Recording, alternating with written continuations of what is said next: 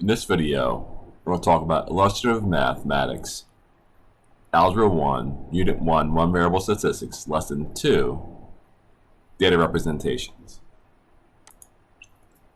Our learning goal for this video: let's represent and analyze data using data plots, histograms, and box plots. Your first task is the warm-up, which is notice and wonder. Here's your task. The dot plot, histogram, and box plot summarize the hours of battery life for 26 cell phones constantly streaming video. What do you notice? What do you wonder? Take a few minutes, analyze the three displays, and see what you notice and what do you wonder.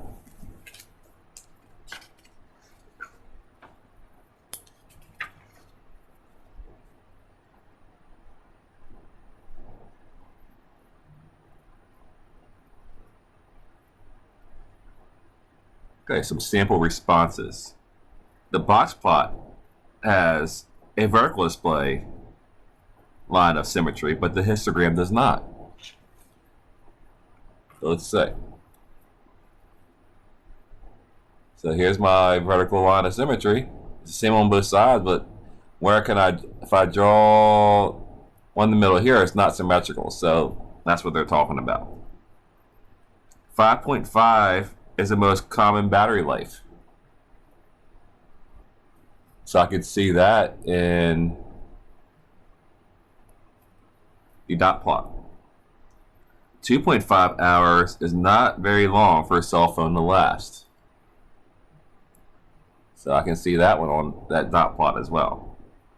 Things you may wonder: is the 3 hours of battery life included in the second bar in the histogram or the first bar?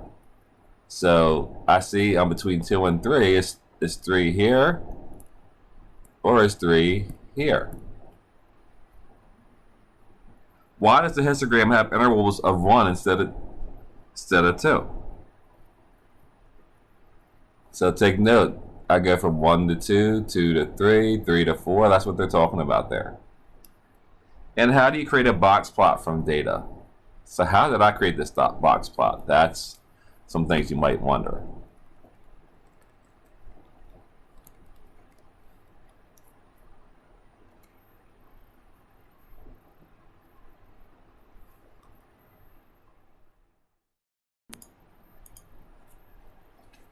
Okay, activity 2. A histogram could be used to represent the distribution of numerical data.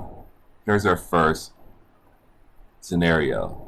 The data represents the number of days it can take for different tomato plants to produce tomatoes. Use information to complete the frequency table.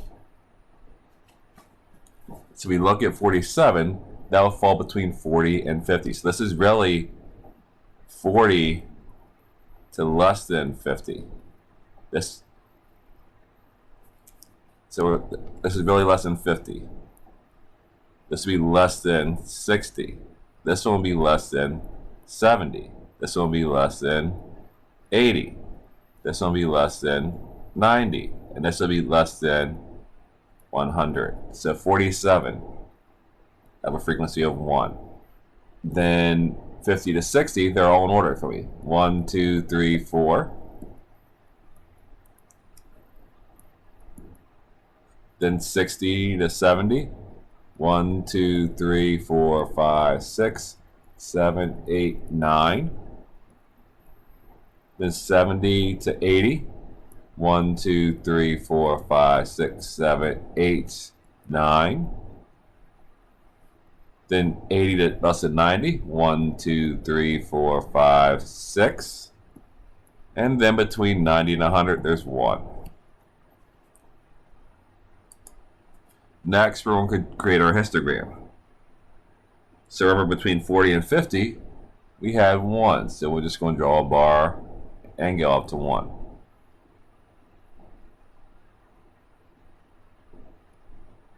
Between 50 and 60, we had 4. So we're going to connect our bar, draw up to 4, and go up and stop at 60, and just fill it in. Between 60 and 70, we go up to 9. So continue this bar, go up to 9, and drop a perpendicular at 70. And just fill the bar in as best we can. Same thing between 70 and 80, we go up to 9. And just fill the bar in. Between 80 and 90, we go up to 6.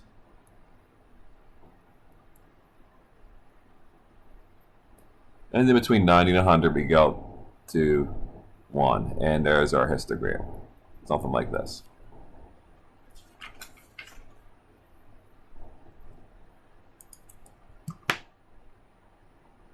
The histogram we created has intervals within 10, like 40 to 50 and 50 to 60.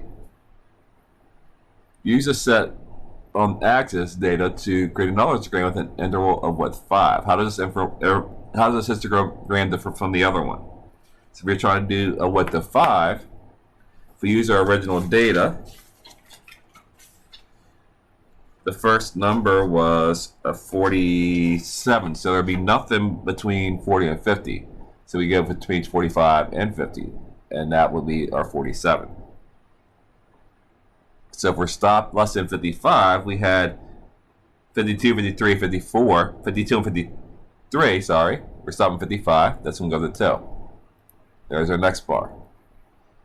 Then 55 to less than 60, 1, 2, there's 2 less than 60. And then original data had a 60, so that'd be 60 to less than 65. That gives us 1, 2, 3, 4. 4 of our numbers.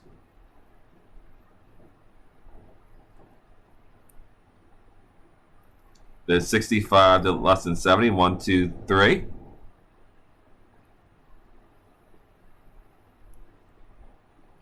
$70 to less than 75, that gives us 70, 72, 72, so that's 3 again. Then 75 to less than 80, we had a 375 to 76, that's 4, 77, 5, and 78, 6, that gives us 6 numbers. And fill the bar up. Then 80 to less than 85, that's 80, 81, 82, that's 3 numbers.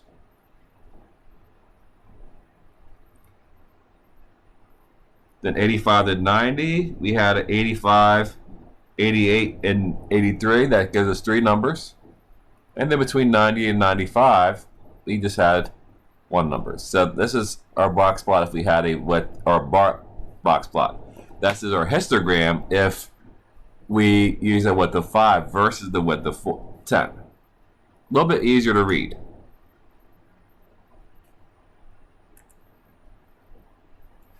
So some things to think about while we're looking at this new histogram. What might be the problem with using intervals that are too large?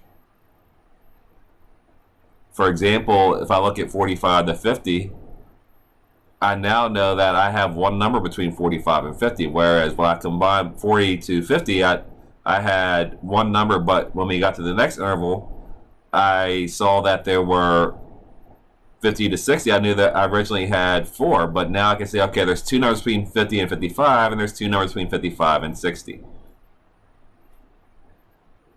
What might be a problem with using intervals that are too small? It's the reverse problem. So now we're missing we might have some gaps.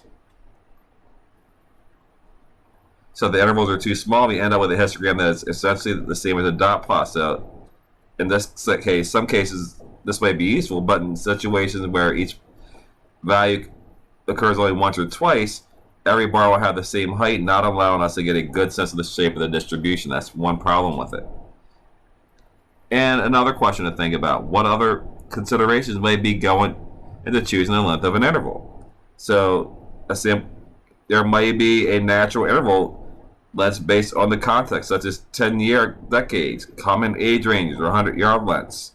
There are common interval lengths people expect, such as 1, 2, 5, 10, 50, etc. It usually does not make sense to have fewer than 5 bars or more than 50 bars in a histogram.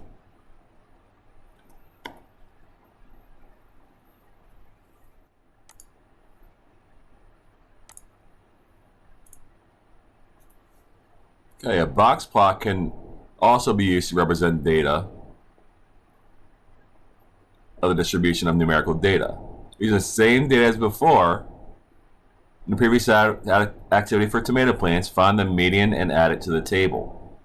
So remember our original data, we had 47, 52, 53, etc. So let's figure out how to do this activity quickly in Desmos. So let's exit out just long enough so we can pull up Desmos.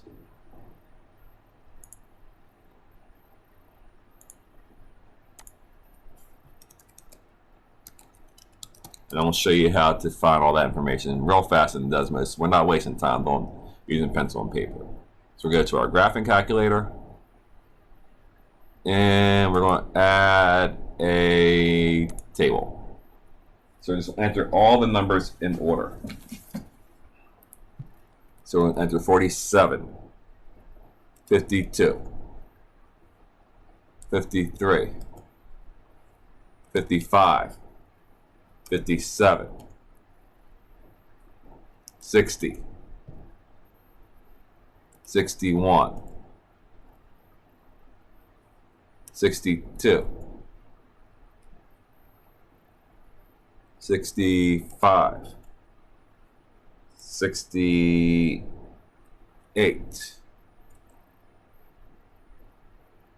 Oops, I missed some 65. Let's go back. So 60, 61, 62, 63, now 65, another 65, two more 65s. So that's what happens when you forget to put numbers. You can just click and add a spot. So 68, 70. And also they don't even have to be in order, but I'm just doing it for convenience. 72, 72, 75, 75, 75, 76, 77, 78, 80, 81, 82, 85, 88, 89, and 90. Okay, I want to get the 5-number summary from this. So let's start with the median. So to get the median, we're going to hit the little keyword at the bottom, hit functions, and then we're going to go to stats. And then we want to find the median. And then we have to type in, what's the name of our row? X1. You can see that up here at the top. We just type in X1, and we know our median is 71.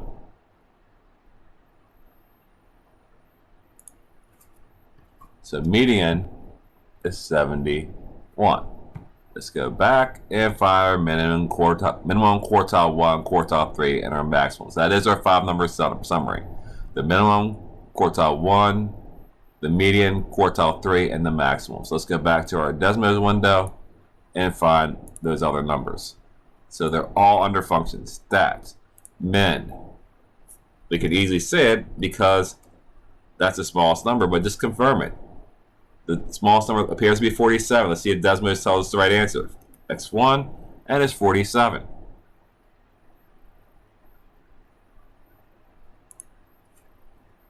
So minimum is 47. That came correct. Now the Q3 is a tricky one. Let's go back to Desmos and find that. Q1, Q3. Let's find those. Functions, stats, quartile. I believe it's 1, comma X1. Oops.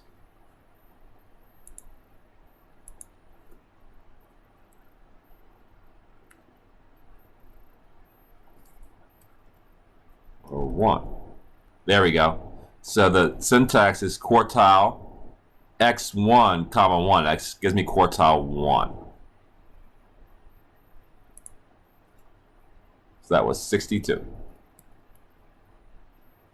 Do the same trick for quartile 3 and the max.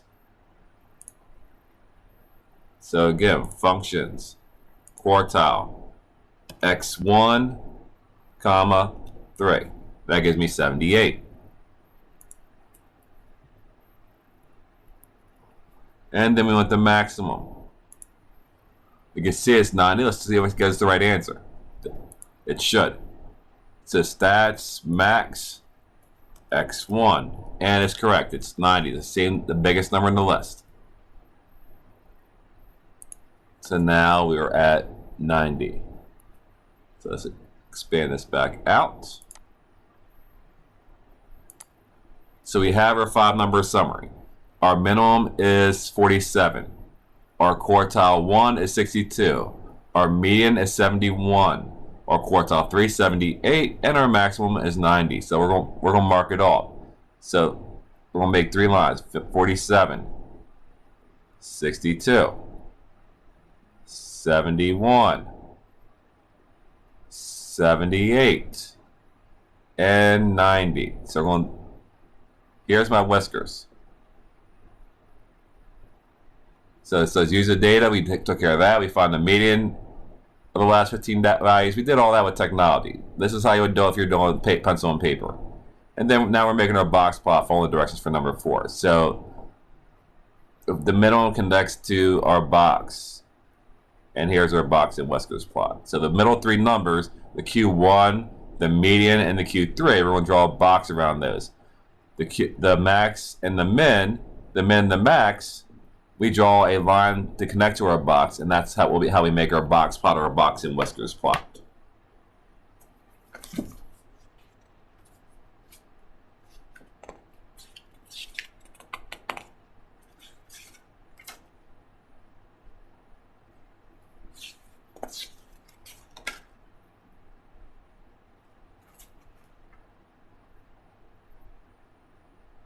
So some questions to think about now that we have this box plot drawn.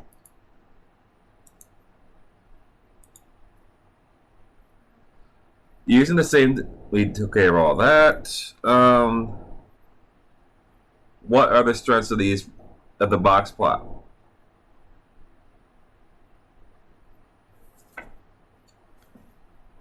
We know what. Sorry, wrong question. Using the same data as the previous activity from the plans, find the median and add it into the table. What does the median represent for these data? So what's the median represent? So the median represents 71 days, or half, or 15 of the tomato plants produce tomatoes in less than or equal to 71 days, and half of them took at least 71 days to produce fruit. Our next question: find the median of the last 15 days values to split the data into second and first quarters. This value is called the first quartile. Add this value to the table under Q1. What does this value mean in this situation? So your possible response: 62 days. About 1/4 of the tomato plants took 25 days or less to produce tomatoes, and about 75% of the tomato plants took 25 days or more to produce tomatoes.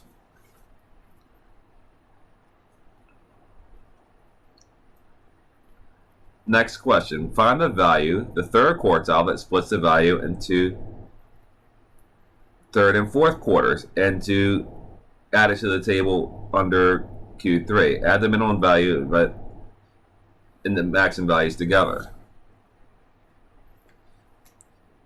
And something else to think about: the minimum amount of days is 47 days for the tomato plants to grow. The maximum number of days is 90 days. So when we make a box and whiskers plot, it's always going to be divided up into 25%. So that'll be 25. This will be another 25. This will be another 25. That's another 25. See, these all represent 25%. So in other words, between the min and Q1, that's 25%. Between Q1 and the median, this is another 25%. Between the median and Q3, this is another 25%. And then between the Q3 and the max, that's another 25%. Let's write these better. So this is 25%. That's 25%. That's 25%. And that's 25%.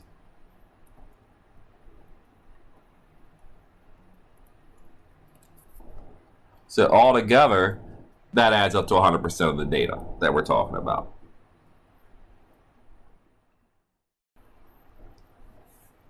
Now, synthesize our lessons. What are some strengths of each of the representations?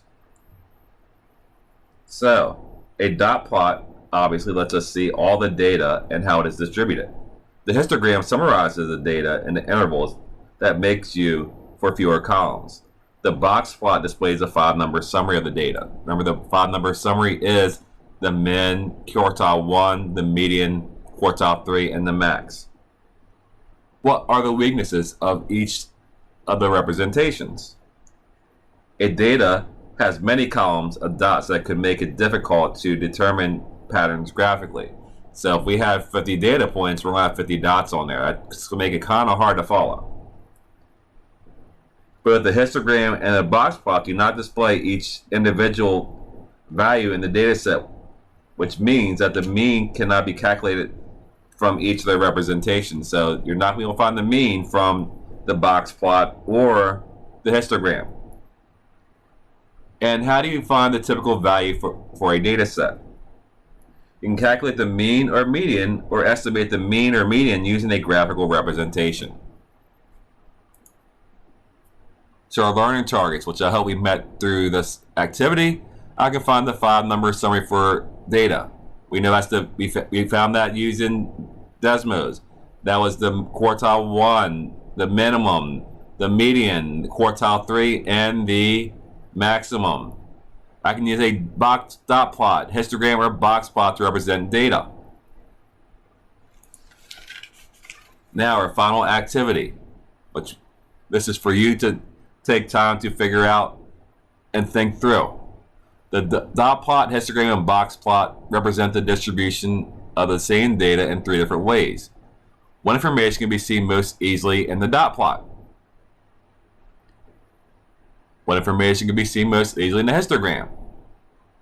And what information can be seen easily in the box plot? So you're going to answer that question, and that's going to be how I know whether you learned the lesson.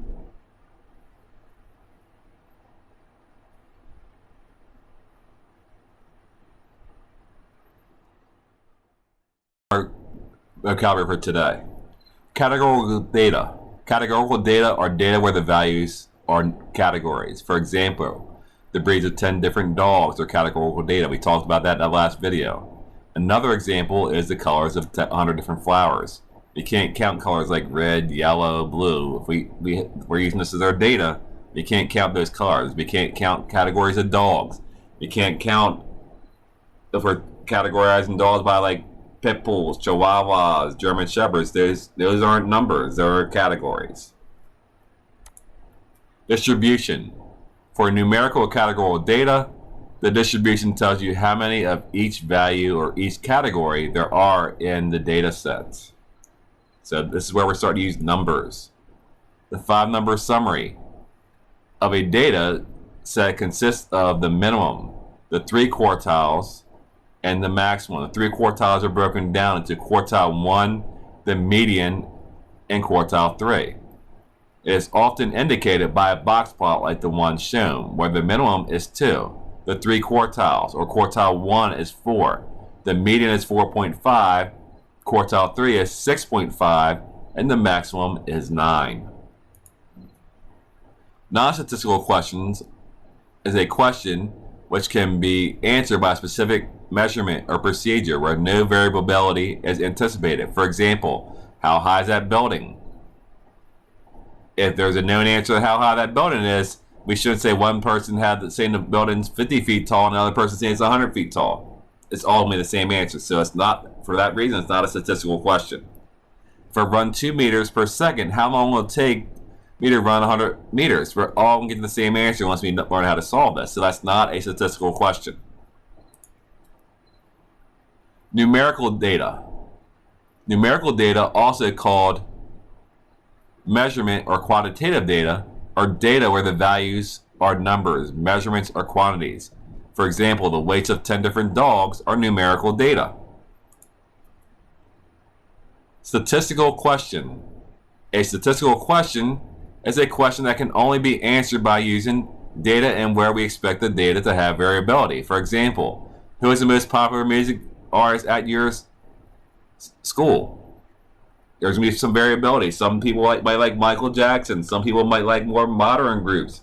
Somebody else might like different rock groups or different rap groups. Everybody's going to have different answers. So that's where your variability is going to come in. When do students in your class simply eat dinner? That's a statistical question. One student might eat dinner at 5 o'clock. Another might eat dinner at 5:15 or 5:30 or 6 p.m. or 7 p.m. Everybody's going to have a different answer. Which classroom in your school has the most books? One student might think the math classroom has the most books. Another student might think one of the English classrooms has the most books. Another student might think the social studies classroom has the most books, or any other different type of classes could have the most books based on what classes these students have, especially in a high school. Hopefully that helps you have a better understanding of representing data. I'll see you in the next video where we talk about a gallery of data.